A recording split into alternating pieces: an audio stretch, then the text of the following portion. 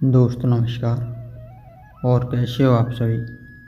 I hope आशा करता हूँ कि सभी अच्छे होंगे। दोस्तों आज की वीडियो का टाइटल है जो लोग भविष्य में चिंता करते हैं उनके लिए गौतम बुद्ध के विचार। ये कहानी उनके लिए है जो हर बार अपने भविष्य की चिंता करते रहते हैं। ये बात सच है कि हमें अपने भविष्य की चिंता करनी चाहिए और अपने भविष्य के बारे में सोचना चाहिए, पर वो सब चिंता एक लिमिट में करनी चाहिए। कई बार ऐसा होता है कि लोग अपने भविष्य के बारे में इतना ज़्यादा सोचते हैं कि वो लोग अपना आज ही जीना भूल जाते हैं। तो दोस्तों आपका स्वागत है आपका अपना YouTube channel KP voice story में। दोस्तों आज की वीडियो आपके जीवन के लिए बहुत ही महत्वपूर्ण है, इसलिए वीडियो को लास्ट तक ज़रूर देखें। यह वीडियो आपके जीवन में ज़रूर बदलाव लाएगी। अगर दोस्तों वीडियो अच्छी लगे तो हमारी वीडियो को लाइक, शेयर, कमेंट और चैनल को सब्सक्राइब ज़रूर करें। एक गांव में एक सेठ रहते थे। वो अपने गांव के सबसे धनवान व्यक्ति हुआ करते थे।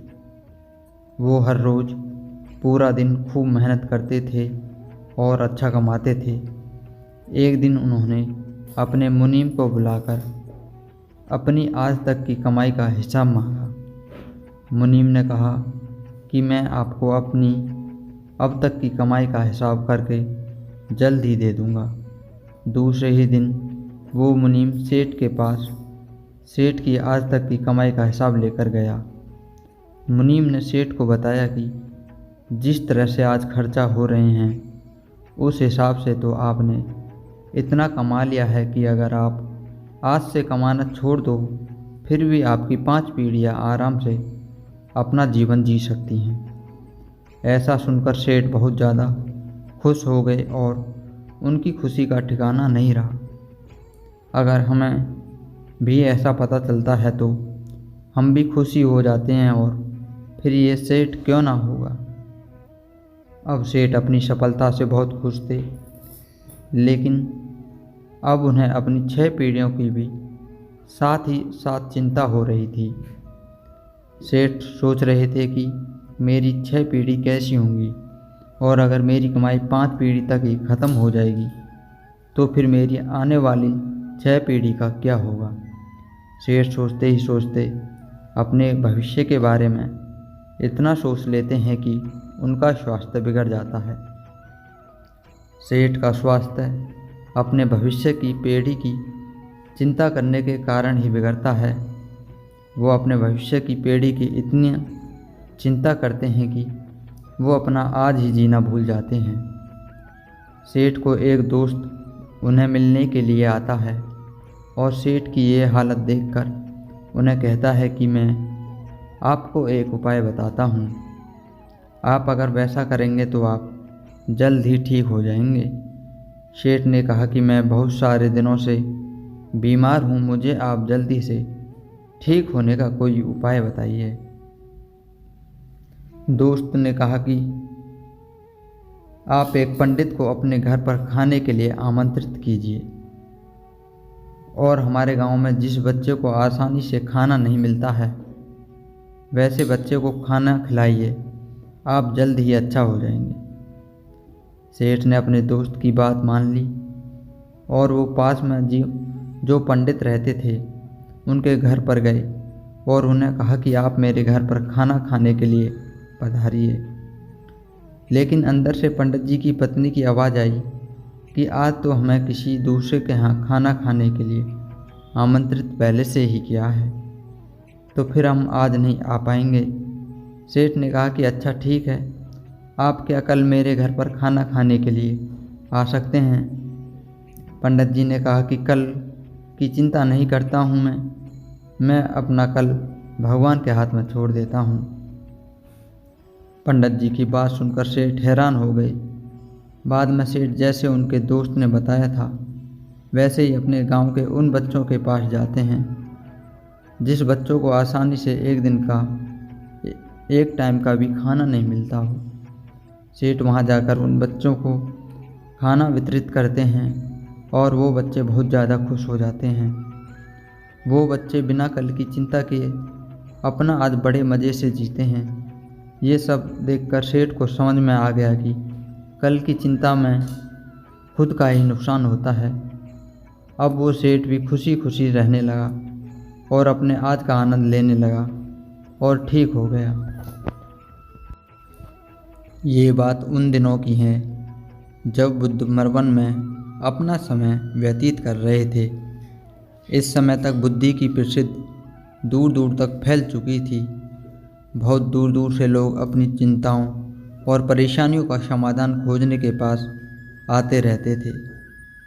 ऐसे ही एक दिन जब बुद्ध मरवन में अपना शिष्य को प्रवचन दे रहे थे तो एक अंधेड़ उम्र का व्यक्ति अपने 2021 वर्ष के पुत्र को अपने साथ लिए बुद्धि की तरह चला आ रहा था। जब यह प्रवचन स्थल के पास पहुंच गए तो एक नज़र उन पर डाली और इशारे से बैठने के लिए कहा। वहाँ चारों तरफ हरियाली छाई हुई थी। मौसम बहुत सुहाना था और तरह तरह के पंछियों की आवाज़ें गूंज रही थीं। ऐसा नज़ारा देखकर उस व्यक्ति को अंदर से असीम शांति महसूस हो रही थी। इसके बाद बुद्ध ने उस व्यक्ति से आने का कारण पूछा तो इस पर व्यक्ति ने कहा, यह तथागत मैं 2 दिन की लंबी यात्रा करके अपने पुत्र को आपसे मिलवाने लाया हूँ। यह मेरा इकलौता पुत्र है और यह हर समय थका थका रहता है। ऐसा लगता है जैसे इसके अंदर कोई जान ही नहीं है, कोई प्राणी नहीं है। इसका स्वभाव भी काफ़ी चिड़चिड़ा हो गया है। अगर हम इससे कुछ भी कहते हैं तो यह हमारी छोटी छोटी बातों पर गुस्सा हो जाता है। इसके देखने की क्षमता भी उम्र से पहले ही कमज़ोर हो गई है और इसके बाल भी सफ़ेद पड़ने लगे हैं। इतनी कम उम्र में इतनी बड़ी उम्र का लगना मुझे तो कुछ समझ में नहीं आ रहा है। किसके साथ हो, क्या रहा है तथागत? मैं अपने पुत्र को स्वास्थ्य के लेकर बहुत चिंतित हूँ। जब मैं अपने पुत्र को वैद्य जी के पास लेकर गया तो उन्होंने कुछ औषधि दी और कहा, अपने पुत्र को तनाव कम लेने के लिए कहो। वो अपने दिमाग में बहुत अधिक तनाव लेता है, इसलिए उसकी ऐसी हालत हो गई है। लेकिन मुझे उनके बहुत समझाने के बाद भी तनाव का मतलब समझ में नहीं आया। मुझे नहीं पता कि तनाव क्या होता है, उन्हें किन कारणों से होता है और उसे कैसे अपने पुत्र के दिमाग से निकालूं। लेकिन मुझे सबसे पहले तो यह समझना होगा कि यह तनाव क्या होता है। इसलिए तथागत मैं आपके पास आया हूँ। कृपया आप मेरी समस्या का समाधान कीजिए। यह बात सुनकर बुद्ध उसके पुत्र को बड़े ध्यान से देखते हैं, उसको चेहरे को देखते हैं, उसकी आँखों को देखते हैं और फिर उसके हाथों की नब्ज को भी देखते हैं। यह सारी विधि करने के पश्चात बुद्ध उस व्यक्ति से कहते हैं, तनाव लेना तो कोई नहीं चाहता, लेकिन फिर भी यह तनाव लोगों के दिमाग को दीमक की तरह पकड़ लेता है और व्यक्ति जान भी नहीं पाता है कि वह तनाव में जी रहा है। लेकिन अगर व्यक्ति तनाव के कारणों को अच्छे से समझ लेता है और तनाव के बारे में कोई ऐसी पैमाना बना कर लेता है जिससे वह जान सके कि वह कितने तनाव में है, तो वह इस समस्या के समाधान भी खोज सकता है। सबसे पहले तुम ये समझो कि तनाव क्या होता है। जब भी कोई व्यक्ति कोई काम कर रहा होता है लेकिन उसका मन कहीं दूर भटक रहा होता है, कल्पनाओं में होता है, तो उसके शरीर और मन के बीच एक दूरी पैदा हो जाती है। यह दूरी जितनी अधिक होगी, व्यक्ति उतना ही ज़्यादा बेहोशी की अवस्था में होता है और शरीर व मन के बीच की इसी दूरी, इसी खिंचाव को तनाव कहा जाता है। आखिर कोई पसंदीदा खेल खेलने के बाद व्यक्ति चुस्ती और प्रसन्नता से क्यों भर जाता है, जबकि उसने तो अपने शरीर को थकाया है। लेकिन समझने वाली बात यह है कि खेलते समय मन और शरीर एक साथ पूरी तरह से उस खेल में केंद्रित होते हैं जिससे शरीर और मन के बीच दूरी पैदा नहीं होती है और कोई तनाव पैदा नहीं होता। और अगर दिमाग में कोई तनाव भी था तो वो भी दूर हो जाता है। लेकिन इसके विपरीत जब हम कोई ऐसा काम करते हैं जो हमें पसंद नहीं है तो हमारे ससुर तो उस काम को कर रहा होता है, लेकिन हमारा मन कहीं दूर कल्पनाओं में भटक रहा होता है, जिससे शरीर और मन के बीच एक दूरी पैदा हो जाती है और तनाव में जन्म ले लिया होता है। इसलिए व्यक्ति को एक समय पर सिर्फ एक ही काम करना चाहिए और अपने तन और मन की सारी शक्ति उसी एक काम पर लगा देनी चाहिए, जिससे व्यक्ति के अंदर तनाव पैदा ही ना हो। इसके बाद बुद्ध ने कहा, तनाव पैदा होने के मुख्य 8 कारण ऐसे होते हैं जिनसे इन कारणों को समझ लिया वो जीवन भर तनाव मुक्त रह जाता है। मुख्य कारणों में सबसे पहला कारण है अति महत्वाकांक्षी होना। महत्वाकांक्षी होना अच्छी बात है, लेकिन क्या कभी आपने इस बात पर ध्यान दिया है कि इंसान के लक्ष्य कभी भी पूरे नहीं होते हैं। उसका एक लक्ष्य पूरा हुआ नहीं कि वह दूसरे की ओर भागने लगता है, दूसरा पूरा हुआ तो तीसरे तरफ की ओर। इस तरीके से वह अपने लक्ष्य को पाने के लिए जिंदगी भर गोल गोल घूमता रहता है। इसलिए जो व्यक्ति अति महत्वाकांक्षी होता है, जिसने बड़े बड़े लक्ष्य बनाए होते हैं, वह वर्तमान में कभी रह ही नहीं पाता है। उसका मन सदैव भविष्य की योजना बनाने में ही व्यस्त रहता है। उसका शरीर तो वर्तमान में ही रहता है, लेकिन भविष्य में ही रहता है, जिससे मन और शरीर के बीच दूरी पैदा हो जाती है और वह तनाव भरी जिंदगी जीने लगता है। बुद्ध के मुंह से यह बात सुन उस लड़के ने कहा, बुद्ध, तो फिर इसका मतलब है कि हमें लक्ष्य नहीं बनाना चाहिए, क्योंकि लक्ष्य बनाना भी तो महत्वाकांक्षा ही है। इस पर बुद्ध ने कहा, जीवन में लक्ष्य बनाना कोई गलत बात नहीं है, लेकिन समस्या तब उत्पन्न होती है जब वो अपना पूरा ध्यान उस पर लक्ष्य से मिलने वाला परिणाम पर ही लगा देते हैं और उसके परिणाम की चिंता करते रहते हैं। व्यक्ति को वर्तमान में जीना आना चाहिए। आप लक्ष्य बनाइए और उस लक्ष्य के प्राप्ति के लिए कड़ी मेहनत करिए, लेकिन साथ ही साथ आपको इस बात का भी ज्ञान होना चाहिए कि आप अभी वर्तमान में ही जी रहे हैं और वर्तमान ही हमारा सत्य है। बुद्ध ने आगे कहा, तनाव का दूसरा सबसे बड़ा कारण ईर्ष्या होता है। जब व्यक्ति ईर्ष्या और जलन से भर जाता है तो उसका मन अंदर से सड़ने लगता है। ईर्ष्या एक आंतरिक घाव है। आंतरिक घाव यानी मन का घाव। व्यक्ति के शरीर का घाव तो भर सकता है, लेकिन मन का घाव कभी नहीं भर सकता। इसलिए व्यक्ति को दूसरे की खुशी और तरक्की से कभी ईर्ष्या नहीं करनी चाहिए, क्योंकि तनाव का कारण है।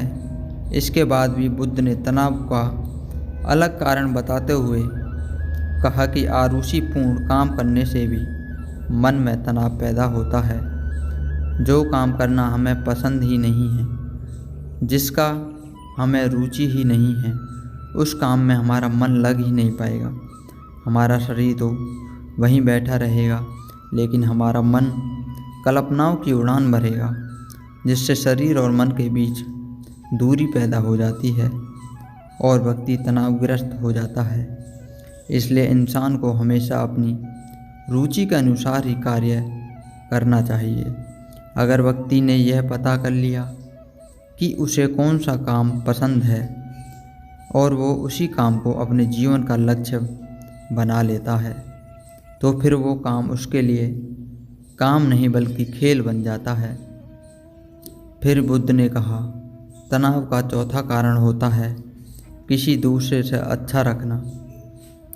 बुद्ध ने उस व्यक्ति को और इशारा करते हुए कहा, एक पिता होने के नाते तुम्हारी अपने पुत्र से बहुत सी अपेक्षाएं होंगी कि तुम्हारा पुत्र एक बहुत ही कामयाब इंसान बने, तुम्हारा नाम रोशन करे, जैसा तुम चाहते हो उसे हर तरह का जीवन जिए, तुम्हारी हर बात माने। लेकिन क्या आज तक कभी आपकी किसी की सारी अपेक्षाएं पूरी हुई हैं? जब भी कोई व्यक्ति किसी दूसरे से कोई अपेक्षा रखने लगता है तो वो अनजाने में अपने लिए तनाव पैदा करने लगता है। ज़रा सोचो कि अगर तुम्हारे बेटे तुम्हारे अनुसार काम नहीं कर रहा है और वो नहीं बन पा रहा है जो तुम उसे बनाना चाहते हो, तो निश्चित रूप से तुम्हारे दिमाग को तनाव पकड़ लेगा। तुम तनाव से भरा जीवन जीना शुरू कर दोगे और इस तनाव के बस में आकर तुम ऐसा व्यवहार करोगे, ऐसी बातें करोगे कि तुम्हारे अपने पुत्र के साथ संबंध और भी खराब होता चला जाएगा। इसलिए व्यक्ति को जितना ही हो सके उतना कम अपेक्षा दूसरों से रखनी चाहिए और अगर पूरी तरह से तनाव मुक्त रहना है तो दूसरों से अपेक्षा रखना ही बंद कर दो। इसके बाद बुद्ध ने कहा कि शारीरिक कष्ट भी इंसान के तनाव का एक कारण होता है। जब व्यक्ति किसी शारीरिक पीड़ा से गुजर रहा होता है तो उसका पूरा ध्यान बस अपने उस शरीर के दर्द पर होता है और वो पूरे दिन बस उसी के बारे में सोचता रहता है, जिससे कि उसका मन दुख के विचारों से भर जाता है। ऐसी परिस्थिति में व्यक्ति तनावग्रस्त होने लगता है। यह सुन उस व्यक्ति ने कहा कि हे बुद्ध, शारीरिक दुख तो किसी को भी हो सकते हैं, तो फिर क्या हुआ? व्यक्ति जीवन भर तनाव में ही जिएगा। इसका जवाब देते हुए बुद्ध ने कहा कि इंसान की ये बात समझनी चाहिए कि हमारा जीवन दुखों का आधार है। जैसे जैसे हमारे जीवन आगे बढ़ता है इसमें दुख आते जाते रहते हैं, बीमारियां आती हैं और फिर अंत में मृत्यु भी हो जाती है। तो बीमारियां इंसान के जीवन का अभिन्न अंग है, कोई इनसे बच नहीं सकता। बस किसी किसी के जीवन में ये समय से पहले आ जाती हैं, तब किसी के बाद में आ जाती हैं, लेकिन आती सबको है। जब इंसान का मन इस बात को अच्छे से समझ लेगा तो फिर वह अपनी बीमारी के बारे में सोच कर ज़्यादा तनाव नहीं लेगा, क्योंकि यह हमारे जीवन का अभिन्न हिस्सा है और इसके लिए व्यक्ति को शारीरिक रूप से भी अभ्यास करना रहना चाहिए। अपने जीवन में व्यायाम और स्वास्थ्य जीवन शैली को भी जगह देनी चाहिए ताकि उसका शरीर लंबे समय तक निरोगी रहकर सही समय से काम कर सके। तनाव का अगला कारण होता है अपनी योजनाओं को समझने के लिए समय न देना। कुछ लोग के दिमाग में कोई विचार आया ही नहीं कि वो बिना सोचे समझे उस पर काम करना शुरू कर देते हैं और जब उस पर उन्होंने असफलता मिलती है तो वह तनाव से भर जाते हैं, क्योंकि उन्होंने उस काम को शुरू करने से पहले उसके बारे में पूरी जानकारी इकट्ठा नहीं की थी। इंसान को भी काम शुरू करने से पहले उसके अच्छे और बुरे परिणामों के बारे में ठीक से सोच विचार कर लेना चाहिए। इंसान को इस बारे में भी सोच लेना चाहिए कि अगर ये योजना सफल नहीं हुई तो फिर इसके बाद मैं क्या करूँगा। इसलिए व्यक्ति को अपनी योजनाओं को ठीक से समझने के लिए पूरा समय देना चाहिए ताकि बाद में उस योजना की वजह से तनाव पैदा न हो सके। तनाव का सातवां सबसे बड़ा कारण होता है टालम टोल करना, आज के काम को कल पर टालना, आप लोगों ने कहावत तो सुनी होगी कि आलसी इंसान का शरीर का सबसे बड़ा शत्रु होता है। इंसान आलस की वजह से आज के काम को कल के लिए टाल देता है और फिर काम को टालम टाल उसकी आदत बन जाती है। काम को कल पर टालने वाला व्यक्ति का काम कभी भी समय पर पूरा नहीं हो पाता, और अगर किसी तरह से पूरा हो भी जाता है तो वह उतना अच्छा नहीं हो पाता जितना अच्छा उसे किया जाता है, और फिर यह बात व्यक्ति के अंदर तनाव पैदा करती है।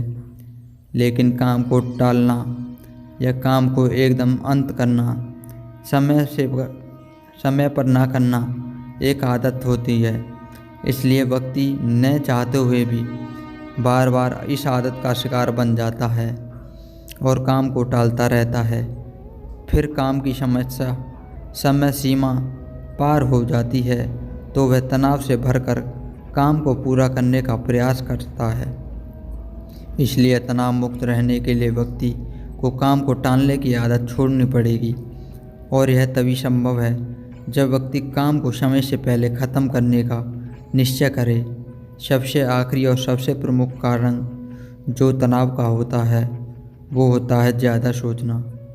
लगातार सोचते रहना भी एक बीमारी है, और उस व्यक्ति में सबसे ज़्यादा पाई जाती है जो कपोल कल्पनाएं करता है, जो अतीत की घटना और भविष्य की बातों में बारे में सोचता रहता है, जो बेवजह के अनुमान लगाए रहता है। इसलिए व्यक्ति को ज़्यादा सोचने की आदत पर लगाम लगाना चाहिए। इसलिए जितना हो सके खुद को काम में व्यस्त रखना चाहिए, और हर दिन ध्यान का अभ्यास करने को अपने जीवन का हिस्सा बनाना चाहिए। बुद्ध के मुंह से यह सारी बात सुनकर उस व्यक्ति ने हाथ जोड़कर कहा, बुद्ध मेरा पुत्र अभी मात्र 20 वर्ष का ही है, और इसमें अभी इतनी समझ भी नहीं है कि यह आपकी सारी बात एक साथ पालन कर सके। कृपया करके तनाव मुक्त रहने का आसान सा तरीका दें, जिससे मेरा बेटा उसका अनुसरण भी कर सके और तनाव मुक्त भी रह सके।